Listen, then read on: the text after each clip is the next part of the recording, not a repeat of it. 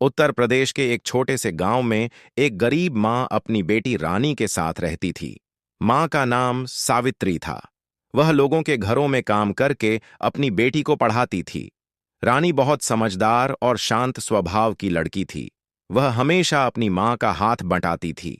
हर सुबह सावित्री 4 बजे उठ जाती, चूल्हा जलाती, रोटी बनाती और फिर काम पर निकल जाती। रानी कई बार कहती, मां, आप इतना काम मत किया करो, आपकी तबीयत खराब हो जाएगी।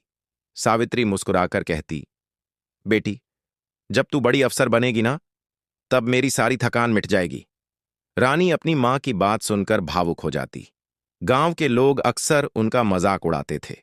कोई कहता, गरीब की बेटी पढ़ लिख कर क्या करेगी? लेकिन सावित्री हमेशा अपनी बेटी का हौसला बढ़ाती। एक दिन स्कूल में फीस जमा करने की आखिरी तारीख थी। रानी बहुत परेशान थी क्योंकि घर में पैसे नहीं थे। उसने धीरे से कहा, मां, अगर पैसे नहीं हैं तो मैं पढ़ाई छोड़ देती हूं। सावित्री ने तुरंत उसकी बात रोक दी। ऐसी बात फिर कभी मत कहना, तेरी पढ़ाई ही मेरा सपना है। उस रात सावित्री ने अपनी शादी की पुरानी चांदी की पायल बेच दी और अगले दिन फीस भर दी।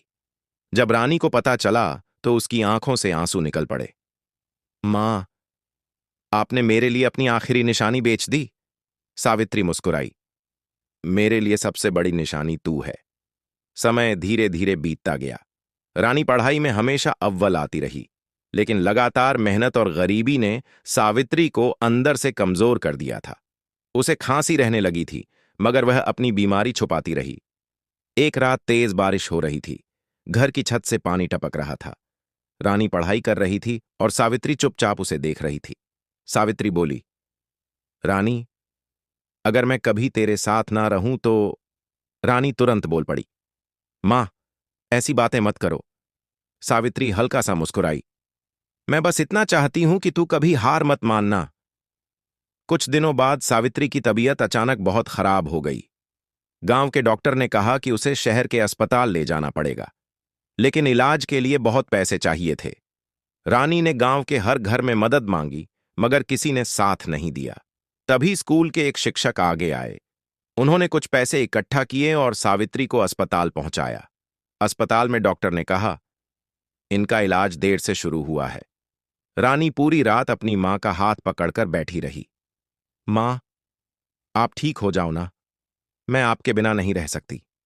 सावित्री ने कमजोर आवाज में कहा, रो मत बेटी, मुझे तुझ पर गर्व है। फिर उसने अपने बैग से एक पुरानी लाल चुनरी निकाली।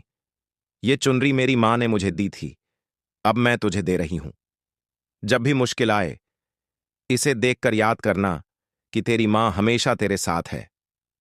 रानी फूट फूट कर रोने लगी। कुछ दिनों बाद सावित्री इस दुनिया को छोड़कर चली गई। पूरा गांव पहली बार उस मां की मेहनत और प्यार को समझ पाया।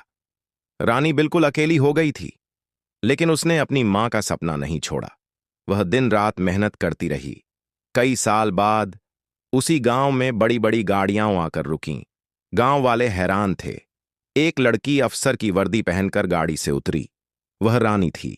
पूरा गांव तालियां बजाने लगा। रानी सीधे अपने पुराने टूटे घर में गई।